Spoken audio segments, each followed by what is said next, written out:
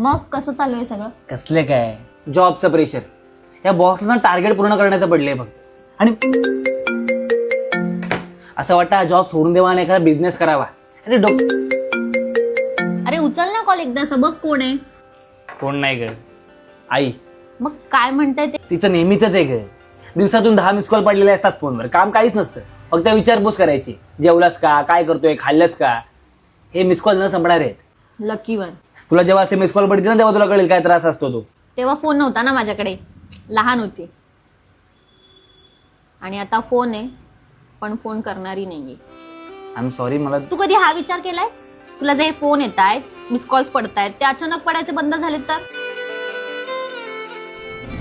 मी नसेल तर कसं होईल ते तुझं? कोणाचं कोणाशिवाय अडत नाही, आयुष्य थांबणार नाही माझं. तू तुझ्या आईसोबत शेवटचा वेळ कधी घालवला होता? बुड्ढा बाहेर चाललायस का? हा, जरा मला मंदिरात सोडतोस का?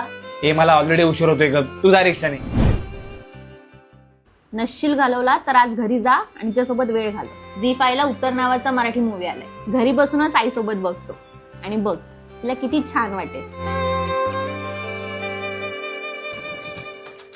काय रे एवढ्या लवकर आलास? यायच्या आधी फोन तरी करायचा. अजून जेवण नाही झालं. थांब 5 मिनिटात मी पिक्चर पटकन- बघूयात हा? एकत्र. मूल हे आईचं पहिलं प्रेम असतं. पहिलं प्रेम टिकतं का पण, का जातं निघून कुठे? अगं पण का करतेस एवढे कॉल? बॉस पेक्षा जास्त कॉल तुझे असतात. लकी वन हो तुम्हीच, ज्यांना असे मिस कॉल्स येतात. आणि येत असतील तर कॉलबॅक करा तुमच्या मिस कॉलवालेला, कारण मिस कॉलला कॉलबॅक करता येतो पण गेलेल्या वेळेला नाही.